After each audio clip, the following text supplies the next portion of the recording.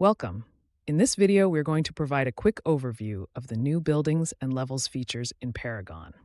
After we have launched a new project, we can add a building and then levels for each. To do so, I'll click on the Buildings and Levels menu under the project name at the top and add a building. I'll go over to the properties and change the name to Building 1. Now that we have a building, we can see we have a couple of options. We can edit properties, adjust our settings for the building, and delete the building. As you see, we also have options to add an additional building, add more levels, or to show entire building. Let's add one additional level here as well. We will name this level Roof, and I'll set the plate elevation to 9 foot 4 inches and set the wall height to 8 feet. If you would like additional information, you can hover over the tooltips on the right, which will provide you with the definitions for these properties. Now that we have multiple levels, we have view options. Clicking on the eye icon turns the view of the level on or off, and clicking on the name of the level makes the level active and is indicated with a yellow star. Clicking on the three dots, we can see similar options for properties, viewing options, settings, and deleting the level. And lastly, you can rearrange your levels by simply clicking and dragging the levels up or down in the order you prefer. Let's go back and rename the level that was automatically created when we clicked to add a building. Clicking on the layer makes it active and allows us to edit the name as well as other properties. I'll change the name to Floor. I'll set the wall height to 1.5 inches and set the floor height to 16 inches. Let's see how these levels allow us to organize and make better use of our time. Since we are on our floor level, I'll start adding our structure by adding bearing envelopes.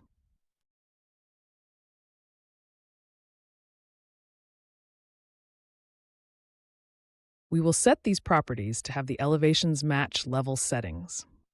You can set the settings as you need, but for this purpose, we want the settings to match the level settings. You may see this box highlighted in yellow. If that is the case, the properties are not set the same as the level. Clicking the box will change the settings to match the level. Next, I'll add in a feature pattern container for our floor trusses. I'll use the edges of our bearing envelopes to create the container.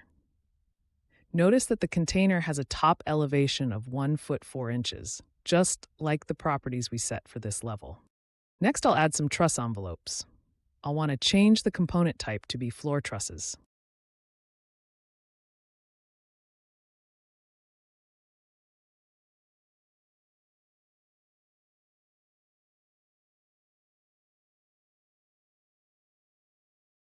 We will use our tools and features and take the walls we just added, and we are going to copy them up to the roof level. So I'll select all of the walls, and we can see over in the properties, it currently shows the walls on the floor level. I'll click the Move option to change the levels. To copy the walls, I'll select the option to duplicate before moving, and select the option here to change the level building. Under the Change Level Building, I'll change the level to Roof. I need to click Apply to make the change take place. Let's take a quick look at this in our 3D view.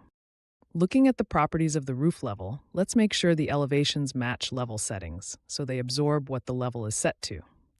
I'm going to select the option here to view the entire building so we can see the roof level and the floor level at the same time. We need to add our roof planes, so I'm going to make the roof level as the current level, and this will turn off my floor level so that it's out of my way.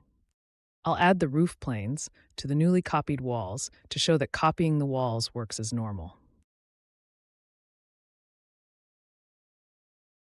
Now that we have the roof planes, I'll select them all and quickly cut them. Let's add a few truss envelopes. Once we have our trusses placed and designed, we can view these in 3D.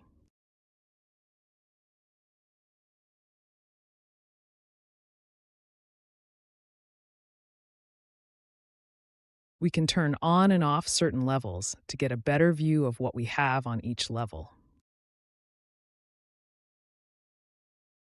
Here you can see our levels. There's a count of truss envelopes. I have 21 on the floor level and 17 in the roof level.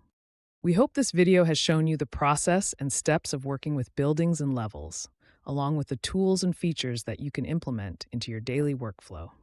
Thanks for watching.